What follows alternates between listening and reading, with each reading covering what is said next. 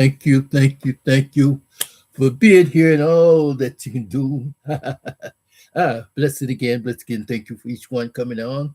Yeah, we're just gonna take a little time and everything. It's gonna be all right. Just think about how we're doing. We're doing all right. Yes, you're doing all right. We're doing wonderful. Thank you.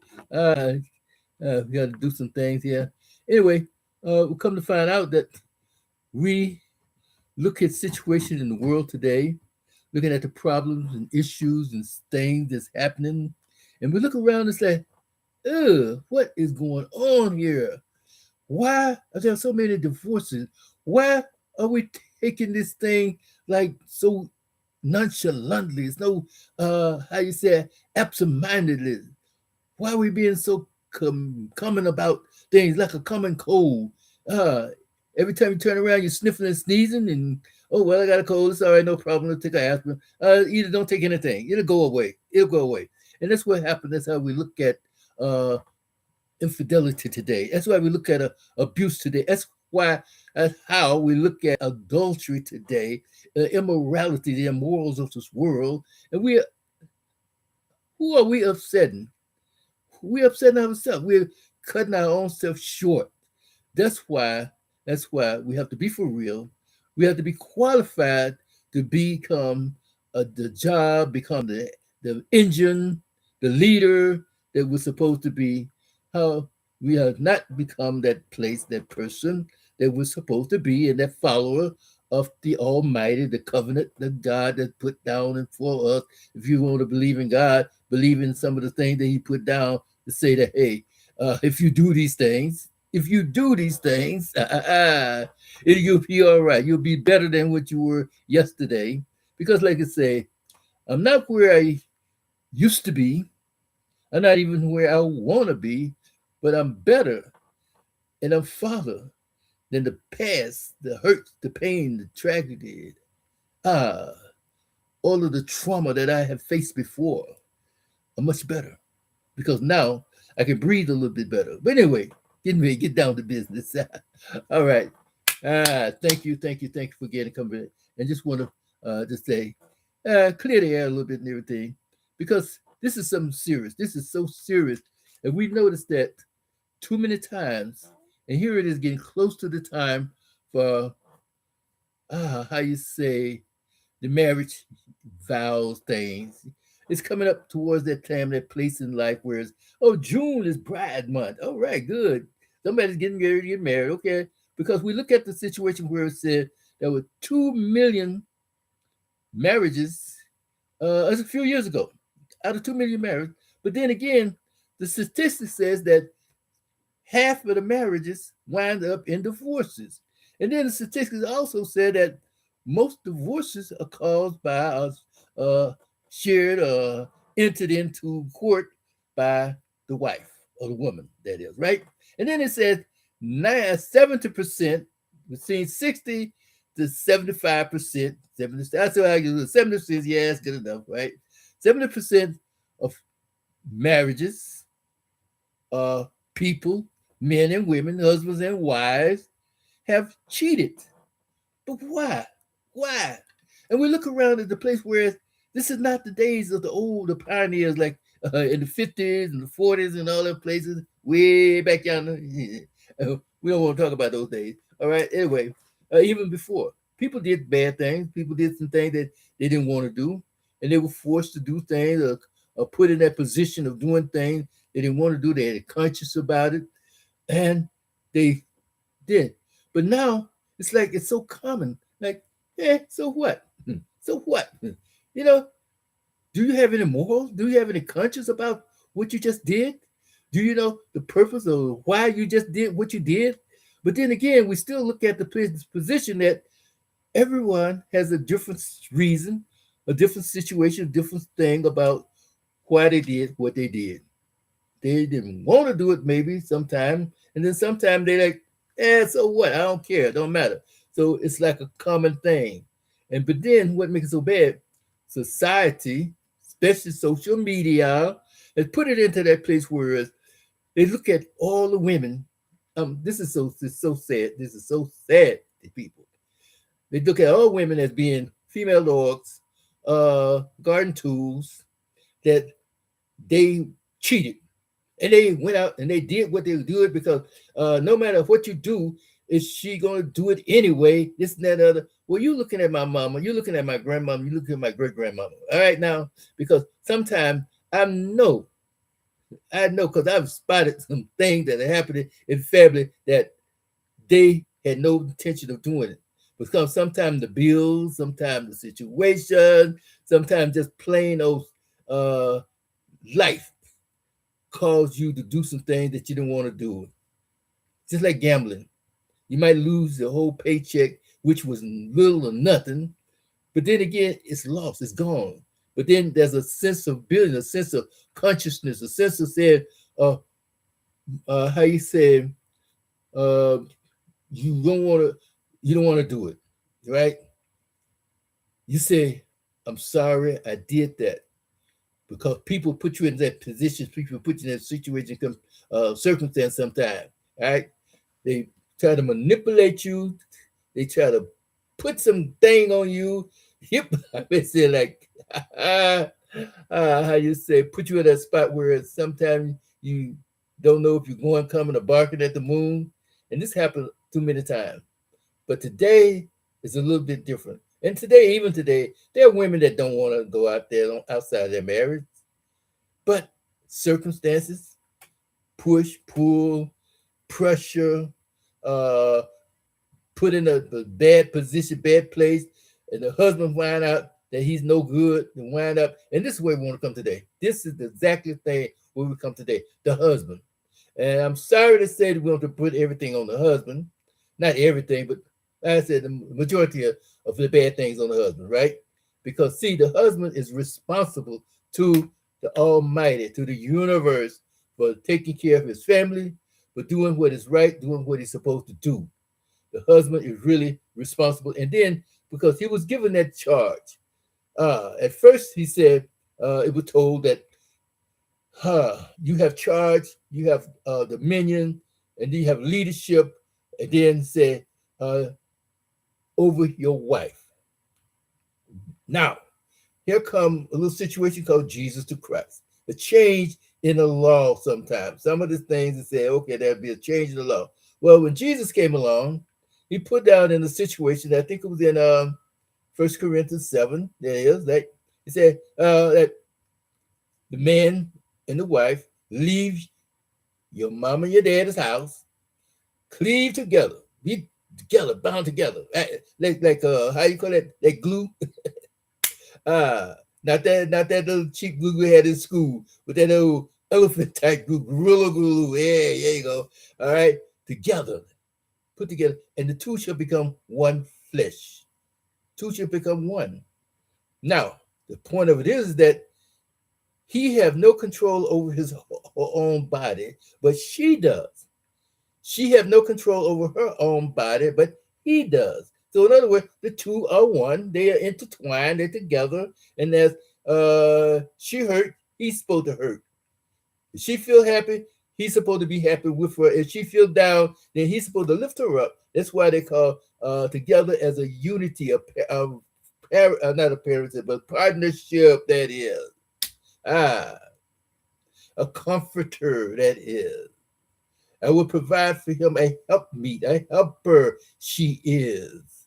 And then also she there to like I said, to perform that a little ritual called, hey, let's make a baby. All right now. But anyway, too many times, our men folks, they come to that place where they're not really prepared to be a husband. All right. And then they're not qualified really to be a husband or to be followers of the covenant that the universe, the Heavenly Father, Lord, God, whoever you want to call. But anyway, the whole thing, we call him the Elohim, the Jehovah God, the Almighty. Set up some situations, set up this thing called marriage. And then he said, he put some things, stipulation involved. He put some order involved.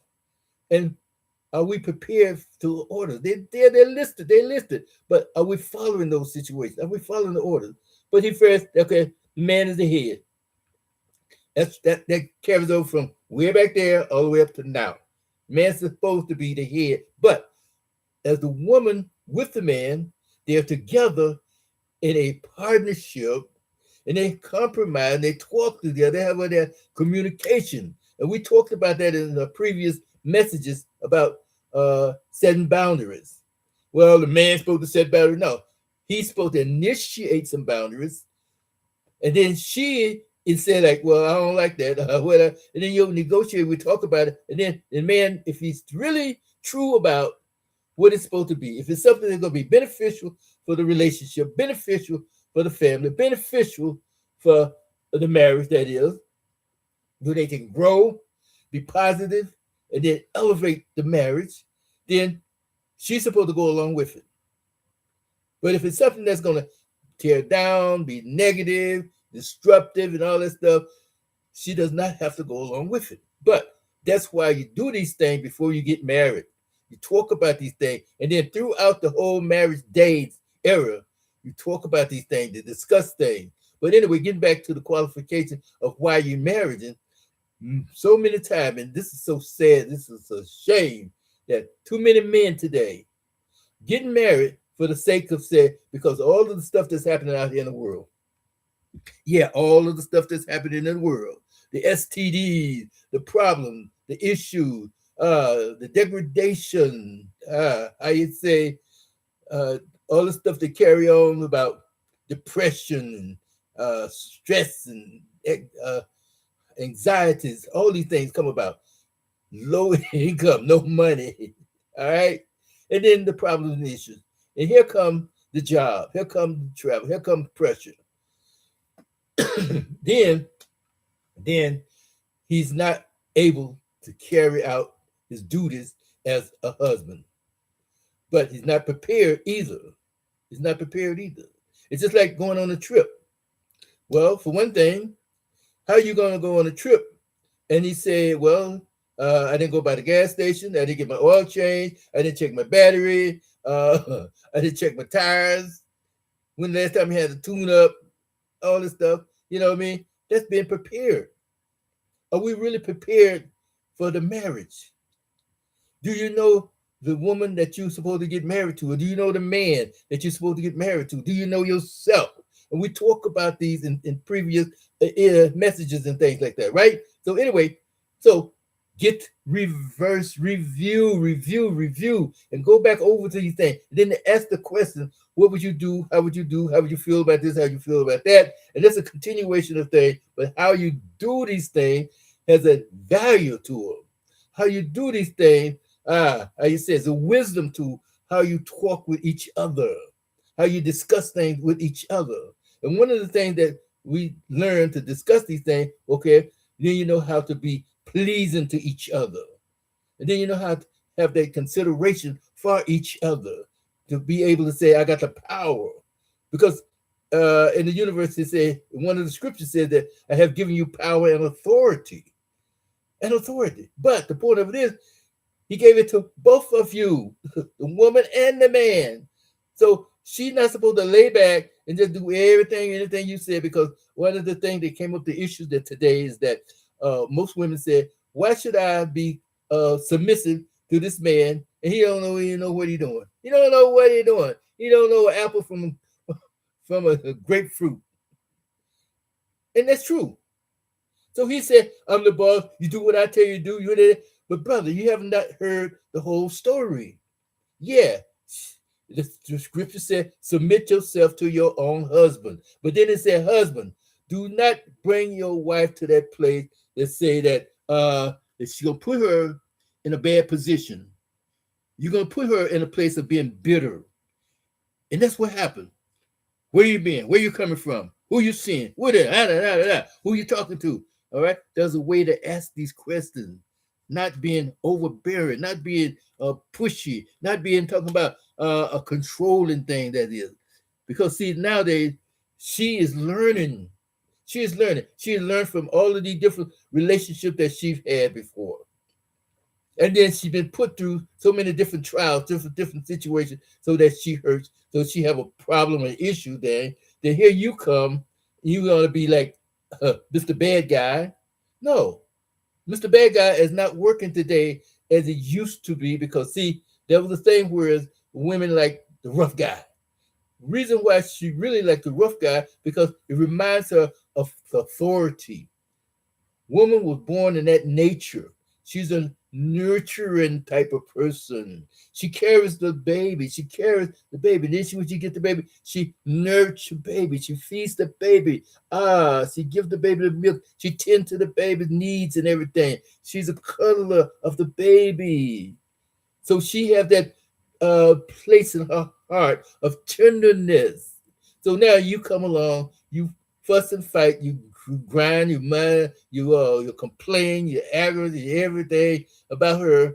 She become a hard person. She has become a hard person. Now here you come trying to be a good guy, and then next thing you know, she don't want to be bothered. But at first, y'all thought you loved each other because then it was built on that physical need, that physical situation that you got there and being there all day and all night and everything, wearing yourself out. And now all of a sudden, she still desires. She desires a certain thing, and you can't perform, you can't give her what she really need and want. So now she's hurting.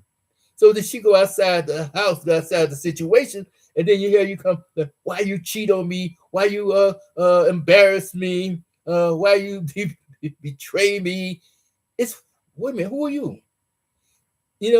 So many men today they act like they are the Almighty, their self.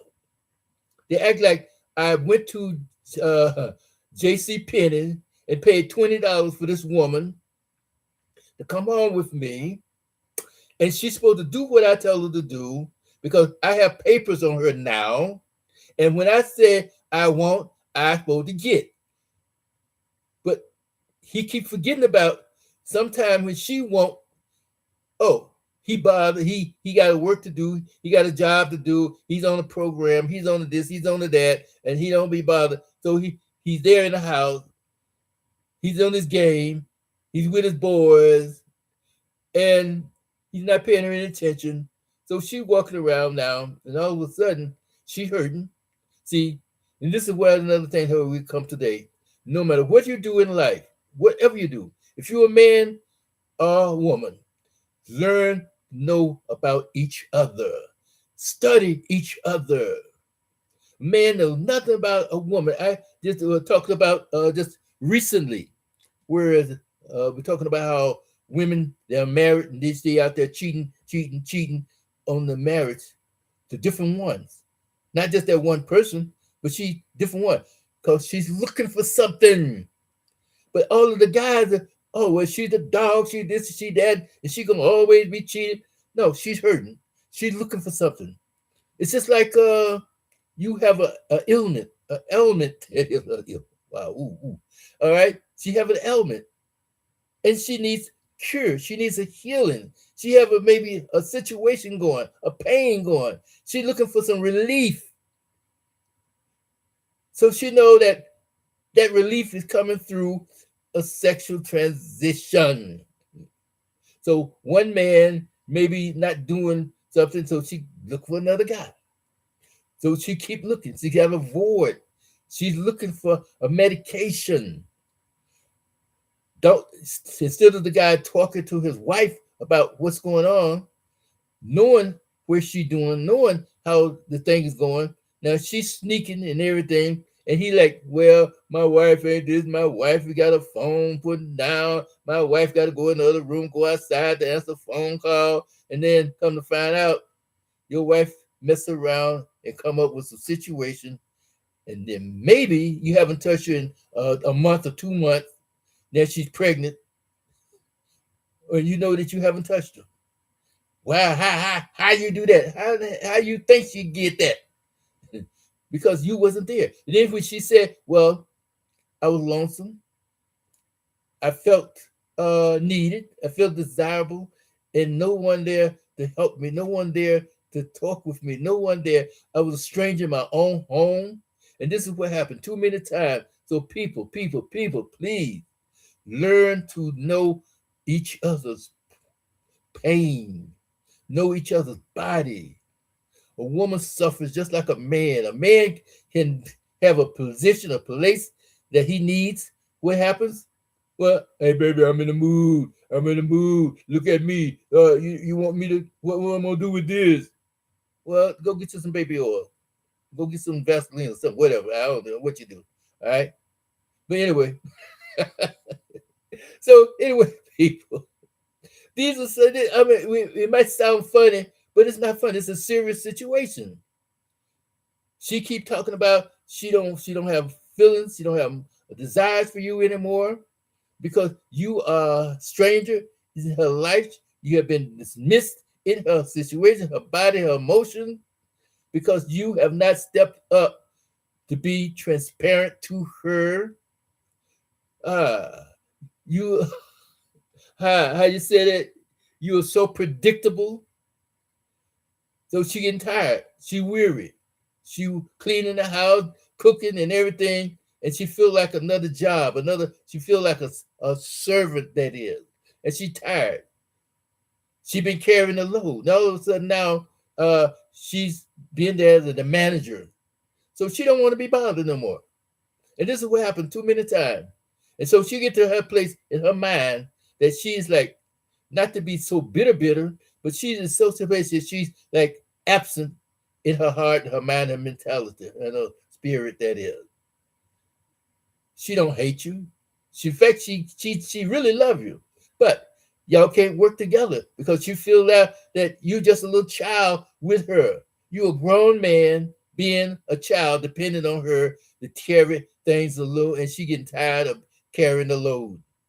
Well, you paying the bill, but she's still carrying the load. All right now, and then here you come talking about you can't go to the club, you can't do this, can't do that. You haven't explained to her why she shouldn't be going to the club. She's married, and then she go put on this short dress. You haven't explained to her, hey, look here, I love you, I care for you. You turning me on. I know you're gonna turn somebody else on. So you know what I mean? What's up? What's going on? But in the meantime, she shouldn't have to go to that place. She should not have to be in that place where she have to turn you on or turn somebody else on. Y'all supposed to be turned on with each other at every day, every day, every day.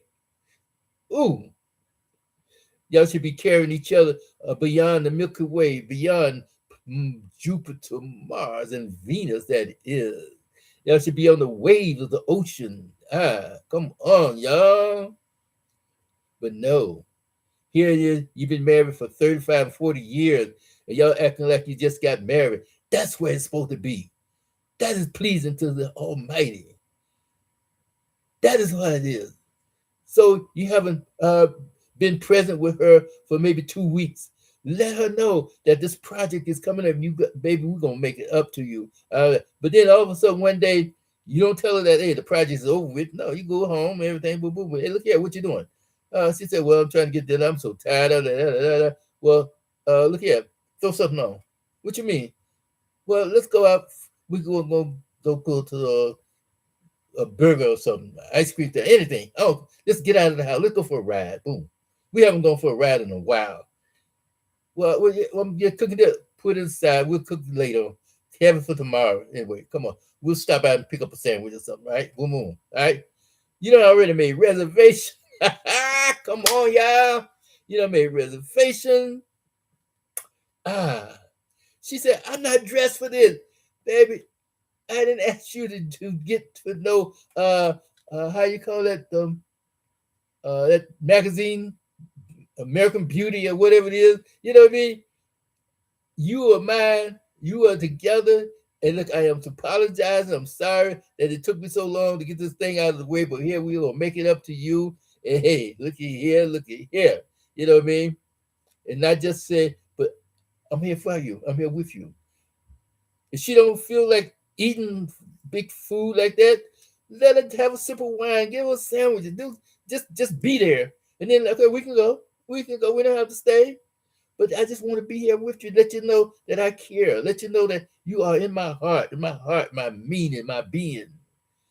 And then she will understand more that sometimes when you have to go through some situation, you have to go through some trials and tribulation.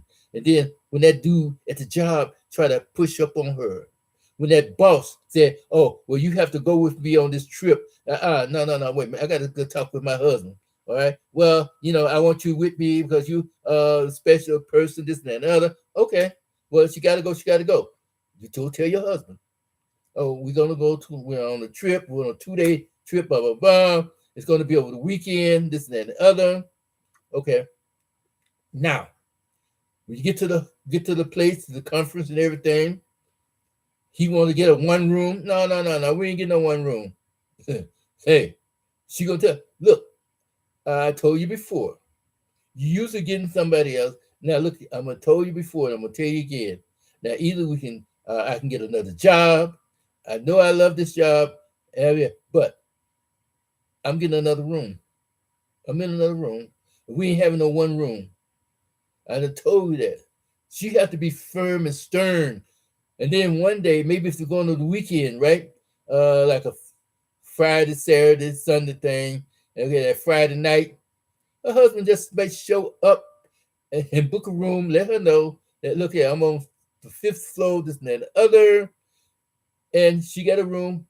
The husband said, or either go to her room, and this dude her boss come knocking on the door. No, you ain't coming in here. I told you, we ain't doing that. And the husband's like, hey, bro, what's going on? And if I hear anything about you trying to mess with her on the job or say something, you're gonna have to answer to me.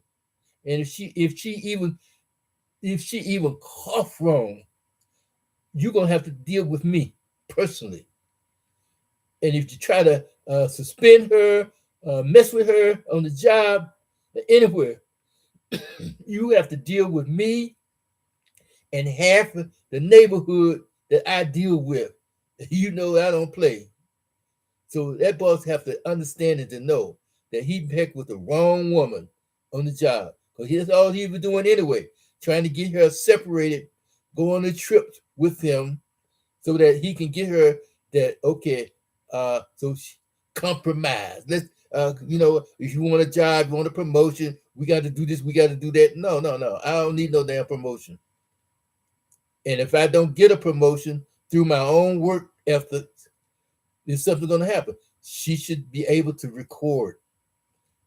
Her husband should be able to talk to her to record, to know about all these things. And this is why today we can come today and talk about these things. Being qualified.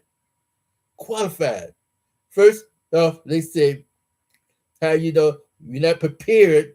When you get to be prepared, are you qualified? Just like when on a trip, you didn't get prepared for the trip because you didn't get no gas in the car. You did that. Now, are you qualified? Can you drive? You got a driver's license. That's qualification. Have you read the map? Do you know the distance between the next gas station, the refueling station, however you want to call it, or the rest area? That's qualified. Now you're qualified. Now you're a leader. You're looking ahead. We don't think about leadership in marriages. And this is why we come today. We have these PDF, red flags, different things, situation, strategies, coming from the gospel, coming from the good things. We don't have to be quoting scripture, but they are there in the scripture to let you know that these are the things that you don't have to worry about, but you can study each and every day as a guide, to be a better husband, to be a better wife, and to be a great leader. So you said you're a supporter. A husband is there to support. He's there to provide. He's there as a priest, the leader, to give her guidance, to let her know some of the things. So we have to let her study. Don't just say, oh, well, I'm married now, and, we've been married for now, and here it is 6 years later, and you just now seeing your wife after 6 years.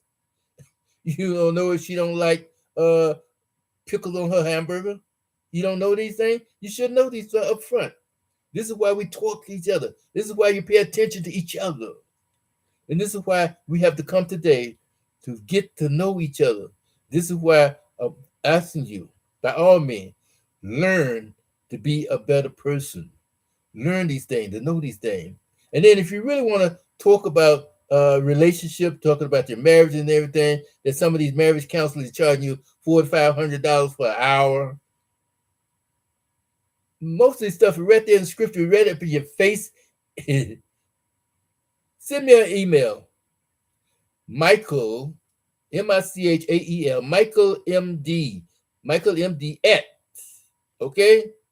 People, the letter NLUV, Michael at Michael MD. All right, let's get it right. Michael MD at People in Love. All right, .com. All right, talk to me. Let me know what you think. There's always some questions to be done. What should I do? What can I do? And I'm trying to help you as best as I can. So sometimes, like sometimes you give legal advice, then you got to be a lawyer and all this. Come on, okay, stuff. But we're not giving up to all this legal that say, well, look here, if he hit you upside the head, you go do this, go do that. No, I ain't giving you no advice like that. Come on. But I'm trying to help you to avoid those things. How to walk on eggshell even in your home and be happy until there's a change in your whole situation. Help you to serve the true and living God. Asking Him for the help, and He will give you some prep. He will provide something. He will put something in your path, in your way. They're like, whoa, where did it come from? That's what you want to do. That's what you want to do. So people, by all means, don't sit around and suffer in silence. Don't sit around in your home. Got to go out and cheat. Go out and get you a one man, another man, another man, another man, another woman, another man down the street, or your neighbor, some teenage kid or something like that. All you want to do is have satisfaction. Oh, another thing too. Another thing. If you really read this, 1 Corinthians 7, it says, husband, learn what pleases your wife. So you up there trying to make her do things just because you said, I'm the man, I need this, and I want this, and because you can't deny me. And God even said, know what pleases her. Don't mess with your God's daughter and you don't please her or satisfy her. Wow. Okay? Think about it. Learn what pleases your wife. And then, wife, if your husband is lagging and slagging, talk to him. Baby, look here, let's step up a little bit. Let's do this, let's do that. No, right? There's a way to talk to people. There's a way to talk to people. If he said most women will let a brother know, hey, look at baby, you ain't at a rodeo. You ain't on a construction site. Yeah, come on now. You ain't out there trying to blast a mountain. But you're there to try to make a volcano. Yeah. All right. Come on, y'all. Let's be grown. But anyway, we ain't gonna go off the deep end. But think about it, guys. Let me know what's thinking. Let me know how you feel. And let's come together to be one. Let's come together to know each other. Let's come together to know ourselves first. Let's come together and be together in such a way, in a special way, that we can say, hey, I'm doing my best to be a better husband. And she can say, I'm doing my best to be a better wife. All in the covenant. How you say? Because we'll hold to the vows. Because the vows is a promise. And that promise is almost like a swear.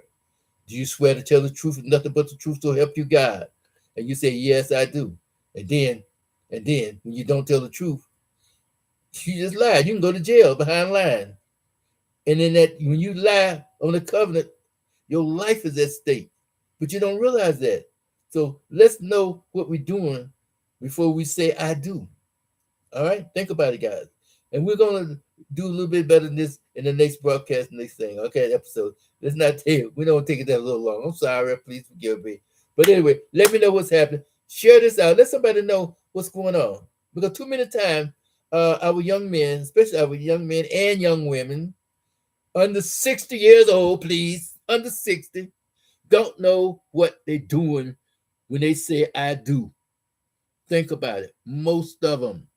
And that's why we're having so many problems in this issue, in this life, in this situation. Because now you're trying to talk to them. They don't want to know nothing. They don't want to hear nothing. They're going on about the business, and that anger, their issues, the violence is creeping in and taking over the life, taking over the situation.